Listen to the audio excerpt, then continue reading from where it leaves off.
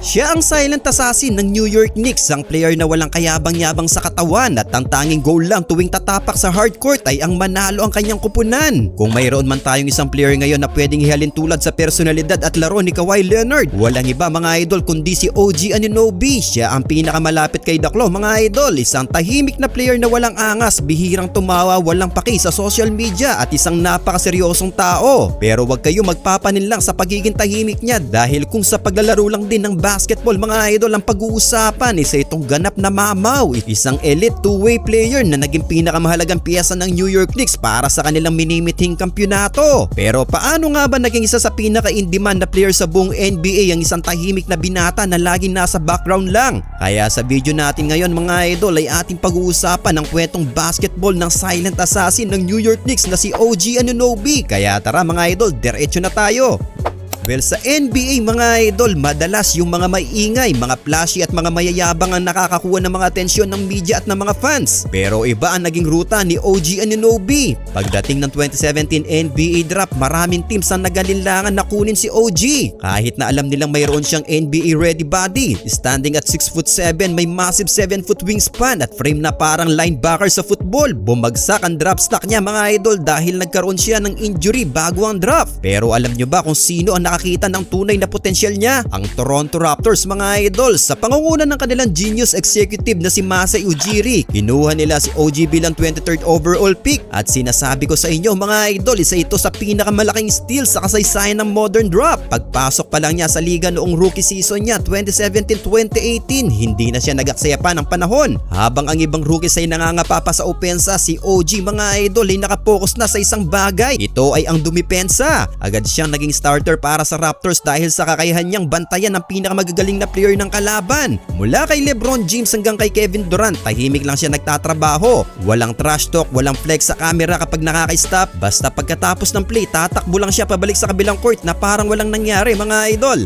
Well, fast forward sa 2018-2019 NBA season, may isang malaking trade na yumanig sa buong liga. Dumating sa Toronto Raptors ang tinaguriang daklo si Kawhi Leonard. Para kay OG, ito na ang perfect na senaryo mga idol. Imagine magkasama sa isang team ang dalawang player na pareho ng ugali. Parehong tahimik, parehong walang emosyon, parehong halimaw dumipensa at parehong may malalaking kamay at mahabang galamay. Naging mentor ni OG si Kawhi mga idol. Dito niya mas natutunan kung paano maging isang disiplinadong two-way superstar. Makikita mo sa galawan ni OG na inaabsorb niya lahat ng galawan ni Kawhi. Mula sa pagiging kalmado under pressure hanggang sa paggamit ng wingspan para mang-agaw ng bola. Sa regular season ng taong yun, naging mahalagang bahagi si OG ng rotation ng Raptors. Siya ang ginagamit nilang pangharas sa mga wings player ng kalaban. Nakatulong siya na malaki para makakuha ng Raptors ang isa sa mga best records sa Eastern Conference. Pero hindi nga lang naging madali ang playoff run na ito para kay OG mga idol. Ilang araw bago magsimula ang 2019 playoffs, hinakailangan niyang sumailalim sa isang emergency appendectomy, pagtanggal ng appendix. Dahil dito hindi siya nakapaglaro sa buong playoffs hanggang sa NBA Finals mga idol. Well, kahit hindi siya nakatapak sa court noong nag-champion ng Raptors laban sa Golden State Warriors, alam ng buong organisasyon na hindi nila mararating ang tagumpay na yon kung wala ang kontribusyon ni OG sa regular season. Nakuha niya ang kanyang unang championship ring, pero sa loob-loob niya, alam niyang gusto niyang makakuha ng isa pa, na kung saan siya mismo ang nasa loob ng court sa mga huling segundo ng finals. At ang gutom na ito ang nag-drive sa kanya para mas mag-improve mga idol. Well, pagkaalis ni Kawhi Leonard papuntang Clippers pagkatapos ng kampyonato, naiwan ng isang malaking butas sa wing position ng Raptors. Dito na nag-step up si OG mga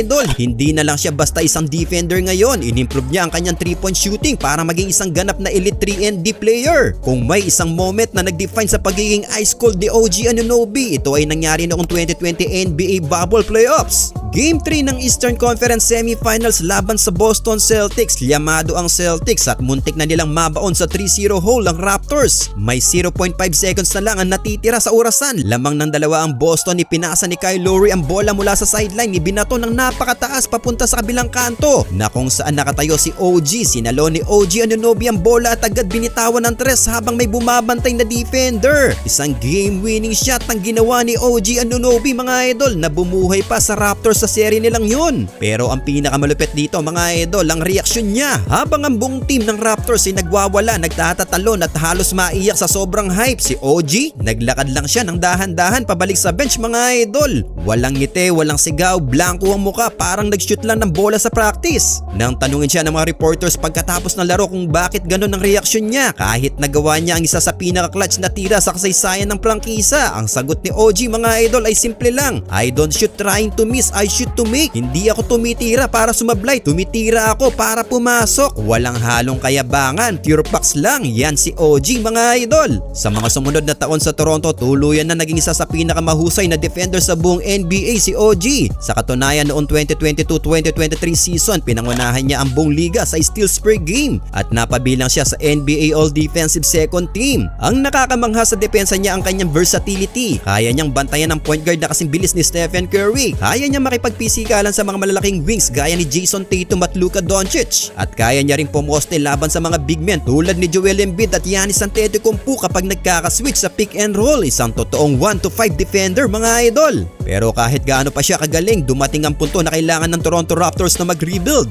Kailangan nilang mag-move on at mag-focus kay Scottie Barnes. At sa kabilang banda, may isang team sa New York na uhaw sa isang player na may championship experience at elite defense. December 30, 2023, pumutok ang isang blockbuster trade. Ipinadala ng Toronto Raptors si OG Anunoby sa New York Knicks kapalit ni na RJ Barrett, Emmanuel Quickley at isang draft pick. Well, maraming Knicks fans ang nagalangan noong una mga idol. Minahal nila si IQ at RJ na isang homegrown talent. Pero mga idol, nang tumapak si OG Anunoby sa Madison Square Garden, nagbago ang buong timpla ng New York Knicks. Parang may pinindot na switch at biglang naging title contender ang team. Perfect na perfect ang fit ni OG sa sistema ni Coach Tom Thibodeau. Well, alam naman natin mga idol na si Coach Steve ay isang defensive mastermind. Para kay Tibbs, si OG ay isang hulog ng langit mga idol. Tignan nyo ang nangyari noong Enero 2024. Simula na maglaro si OG para sa Knicks, nagtala sila ng 14-2 record sa buwan na yon. Ang defensive rating ng Knicks ay naging number 1 sa buong NBA. Ang plus-minus stats ni OG ay umabot sa historical numbers. Kapag nasa loob siya ng court, tinatambakan ng Knicks sa mga kalaban. Kapag nakaupo naman siya, nahihirapan sila. Ganon siya kahalaga mga idol. Hindi man siya ang umi-score ng 30 o 40 points gabi-gabi tulad ni Jalen Bronson. Pero yung impact naman niya sa laro, yung pag-shutdown niya sa best player ng kalaban, yung mga deflections, yung mga spacing na naibibigay niya sa opensa dahil sa kanyang maasahang 3-point shooting, yan ang hindi nakikita sa simpleng box score. Ngayon, ang New York Knicks ay tinuturing na isa sa pinakamalakas na banta sa Eastern Conference na kaya makipagsabayan sa mga higante gaya ng Boston Celtics at Philadelphia 76ers. At malaking bahagi nito ay dahil kay OG Anunoby mga idol. Kung si Jalen Bronson ang puso at opensa ng team, si OG naman ang kaluluwa at ang pader sa depensa. Kailangan ng bawat championship team ang isang tulad niya. Kung titingnan natin ang mga nag-champion sa nakalipas na dekada mga idol, lagi may ganitong klaseng player. Drew Holiday para sa Bucks at Celtics, Andrew Wiggins para sa Warriors, at syempre si Kawhi Leonard para sa Spurs at Raptors. Si OG Anunoby ang tinuturing ng marami na missing piece o huling piyesa para makuha ng Knicks ang inaasam nilang pangalawang kampyonato o ang unang titulo ng prangkisa simula pa noong 1973. Kaya nga nitong nakaraang off-season, hindi nagatubili ang management ng New York. Nabigyan siya ng isang higanting contract extension na nagkakahalaga ng mahigit $212